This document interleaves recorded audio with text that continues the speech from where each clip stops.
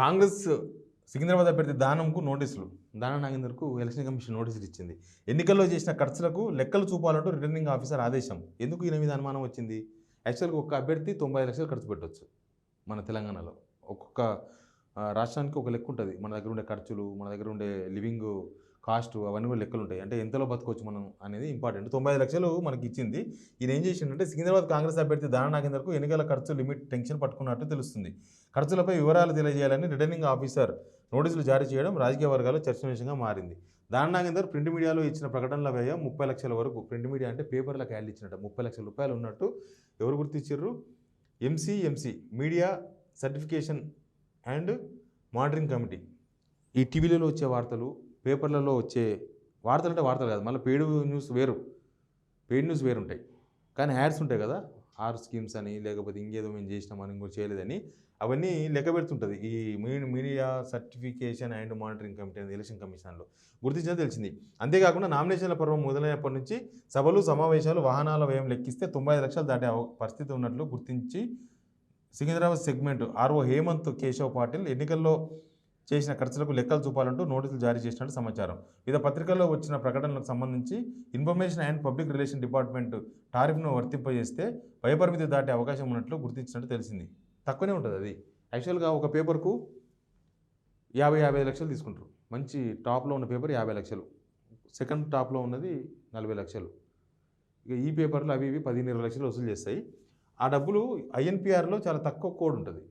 అట్లా చేస్తేనే లిమిట్ దాటిపోయినారంటే, ఒకవేళ ఆ టారిఫ్ ఒరిజినల్ టారిఫ్ కనుక వేస్తే 95 లక్షలు కాదు, చాలా ఎక్కువ అవుతుంది. ఈ లెక్కలు చూపించేదే ఇంకా మందుకు, లేకపోతే ఇంకా అక్కడ పెట్టిన భోజనాలు, అసలు లెక్కలేని మనీ ఏ అభ్యర్థి కూడా 95 లక్షలు చేయడు ఖర్చు. 95 లక్షలు ఏమీ కాదు. 95 లక్షలు ₹1,00,00,000 లోపల. ₹1,00,00,000 అనేది వాళ్ళ లెక్కనే కాదు, అసలు ఒక రోజులో పంచిపెట్టినంత కాదు. లాస్ట్ డే మందుకు కూడా ఖర్చు రావు అవి. మరి ఈయనైతేనో ఓపెన్గా పెట్టిండు. అంతా రేవంత్ రెడ్డి చూసుకుంటాడు అనుకుంటున్నాడు. దానం నాగేందర్ తిప్పలేందంటే ఆయనతో మాట్లాడాను చాలాసార్లు. ఏంది అసలు ఆడ గెలిచి ఈడ ఎంపీ అభ్యర్థి ఇదంతా ఏంటంటే రేవంత్ రెడ్డి చూసుకుంటాడు. రేవంత్ రెడ్డే చూసుకుంటాడు. అంతా ఆయన జీవితాన్ని రేవంత్ రెడ్డికి అంకితం చేసింది దానం నాగేందర్. ఇప్పుడు రేవంత్ రెడ్డి ఏం చేస్తాడో తెలియదు. రేవంత్ రెడ్డి ఏం చేస్తాడు? ఇట్లాంటి కిరికిరిలు, ఇట్లాంటి కేసులు వస్తే రేవంత్ రెడ్డి ఏం చేస్తాడు? ఏదైనా రేవంత్ రెడ్డి చూసుకుంటాడు అని చెప్పి వదిలేసిండు. అంత సీనియర్ లీడరు చూసుకోవాలి. దానం నాగేందర్ కొంత సొంత స్టెబిలిటీ ఉండాలి. ఆయన సొంతంగా నిర్ణయం తీసుకోవాలి. కొంత వచ్చినంట వయోపరిమితి దాటే అవకాశం ఉంటుంది. ఎన్నికల ఖర్చుకు సంబంధించి నిష్పక్షపాతంగా లెక్కలు వేయాలని ఈసీ నుంచి కూడా ఆదేశాలు వచ్చినట్టు సమాచారం. కాగా నోటీసులు అందుకున్న దానం నాగేందర్ ప్రింట్ మీడియాలో వచ్చిన యాడ్స్, పెయిడ్ ఆర్టికల్స్తో తనకు ఎలాంటి సంబంధం లేదని లిఖితపూర్వకంగా సమాధానం ఇచ్చినా తెలిసింది. ఆయనకేం సంబంధం లేదంట. ఎట్లుంది రాజకీయ నాయకులు తిమ్మిని బమ్మి చేస్తారు, బమ్మి తిమ్మి చేస్తారు. దానిలో దానం నాగేందర్ ఫస్ట్ తిమ్మిని బమ్మి చేయడంలో.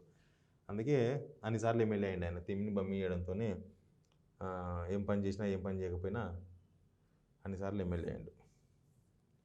కాంగ్రెస్ నేత వద్ద నోట్ల కట్టలు, పోలీసులతో కలిసి పట్టుకున్న బీజేపీ నాయకులు. ఏడాది చేవెళ్ల పరిధిలోని హైదర్నగర్ డివిజన్లో మాజీ కార్పొరేటర్ ఇంటి సమీపంలో కాంగ్రెస్ నేత వద్ద పేరు రాయలేదు నగదు దొరికింది. డబ్బులు పంచుతున్నారన్న సమాచారంతో బీజేపీ నాయకులు పోలీసులతో కలిసి అక్కడికి వచ్చారు. ఓ వ్యక్తి పారిపోతున్నాక అతను పట్టుకున్నారు. అతని వద్ద ఉన్న బ్యాగులో డబ్బులతో పాటు ఓటర్ లిస్ట్ దొరికింది. దీంతో బీజేపీ నాయకులు కాంగ్రెస్ వ్యతిరేకంగా నినాదాలు చేశారు. ఆగి ఉన్న కారులో 5 లక్షలు. ఏడేది కారేపల్లి మండలం కేంద్రంలోని అంబేద్కర్ సెంటర్లో అనుమానాస్పదంగా ఆగి ఉన్న కారులో నుంచి ఎలక్షన్ స్క్వాడ్స్ అధికారులు 5 లక్షల నగదు స్వాధీనం చేసుకున్నారు. ఈ డబ్బు కాంగ్రెస్ పార్టీ బూత్ కమిటీలోకి ఇవ్వడానికి తీసుకొచ్చారని స్థానికంగా ప్రచారం జరిగింది. కాగా బీఆర్ఎస్ బూత్ కమిటీలోకి ఇవ్వడానికి తెచ్చిన నగదులో కొంత మాత్రమే పంపిణీ చేస్తున్నారంటూ ఆదివారం రాత్రి నాయకులు, కార్యకర్తలు నిర్బంధించినట్టు తెలిసింది.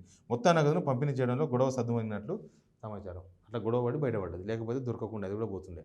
ఇట్లా ఎలక్షన్స్ అప్పుడు 5 లక్షలు, కోట్ల రూపాయలు పంచకపోతే ఈ రాజకీయ నాయకులు ఏదైనా పేదలకు సర్వీస్ చేసి, పేదలకు డబ్బులు పంచి, బతకలేని వాళ్ళకు, ఇల్లు లేని వాళ్ళకి ఇల్లు కట్టించి, సొంతంగా కూడా ఇల్లు కట్టించవచ్చు.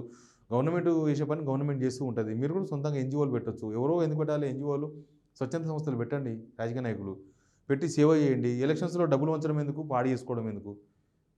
ఓట్ల కోసం అయితే డబ్బులు వంచుతారు, జనాల బాగు కోసం డబ్బులు వంచరా? స్వచ్ఛంద సంస్థలు పెట్టండి. పేద పిల్లలకు అన్నం పెట్టండి. పేద పిల్లలకు చదువు చెప్పించండి. స్కూల్స్ కట్టించండి. మీ కాలనీలో చాలా స్కూళ్ళు లేవు, చాలా దగ్గర స్కూల్స్ లేవు, బాగాలేవు, పాడైపోయినాయి, పాత స్కూల్స్ ఉన్నాయి.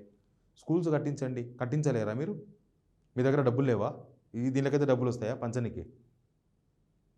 పేద పిల్లలకు బట్టలు ఇప్పించండి. గుడిసెలో ఉన్నారు చాలామంది, వాళ్ళకి ఇల్లు ఇవ్వండి. ఓ మోస్తారు ఇల్లు కట్టియండి. ఒక చిన్నది ఒక 50 గజాలు ఇల్లు కట్టియండి. గవర్నమెంట్ జాగా ఇప్పించి మీరు సొంతంగా. సేవ అయిపోయింది. రాజకీయాలలో సేవ అనేది పోయింది. సేవ ఎనికిన రాజకీయాలకు వచ్చినామని గంభీరంగా పలుకుతారు కదా, సేవ చేయనికి కాదు. 2 రకాల జనాలు రాజకీయాలకు వస్తున్నారు. అక్రమంగా సంపాదించి ఆ ఆస్తులను కాపాడుకోవడానికి రాజకీయాలకు వస్తున్న వాళ్ళు చాలామంది ఉన్నారు. అక్రమంగా సంపాదించి, సరిగ్గా సంపాదించిన వాళ్ళు రాజకీయాలకు రారాడు. వాళ్ళు ఏదో స్వచ్ఛంద సంస్థ పెట్టుకొని పనిచేస్తుంటారు. వీళ్ళు అక్రమంగా సంపాదించి ఆ డబ్బులు ఎక్కడ ఎవరు కొల్లగొడతారో అనే భయంతో, సమాజంలో ఎవరు మా మీదకి వస్తారనే భయంతో వాళ్ళు రాజకీయాలకు వస్తారు సేవ అనే పేరుతో. రెండవది, బాగా డబ్బులుండి ఇంకా నాకు అన్నీ ఉన్నాయి, ఇంకా నేను ఇప్పుడు నాకు గౌరవం కావాలి సమాజంలో, నేను ఒక టాప్ పర్సన్ కావాలి, ఇంకా నాకు ఈ పేదలు బతుకులు సావులు బతుకులు ఏం సంబంధం లేదు, నాతో మస్తు పైసలు ఉన్నాయి, నేను డబ్బులు ఖర్చు పెట్టినా సరే ఓ ఎమ్మెల్యే కావాలి, ఓ ఎంపీ కావాలి, అట్లాంటి వాళ్ళు వస్తుంటారు. వీళ్ళు సర్వీస్ చేయరు, వాళ్ళు సర్వీస్ చేయరు. డబ్బుల నుండి రాజకీయాలకు వచ్చిన వాళ్ళు వీళ్ళు సర్వీస్ చేయరు. దొంగ డబ్బుతో లంగ పనులు చేసి డబ్బులు సంపాదించినోడు అవి కాపాడుకోనికి తప్ప సర్వీస్ అనే ఓరియంట్ ఉండనే ఉండదు వాళ్ళ దగ్గర. 2 టైప్స్ ఆఫ్ రాజకీయ నాయకులు ఇప్పుడు రాజకీయాలకు వస్తున్నారు. ఇట్లాంటి వాళ్ళు మనమే జాగ్రత్తగా ఉండాలి, లేకపోతే ఇట్లాంటి విషయాలే జరుగుతూ ఉంటాయి.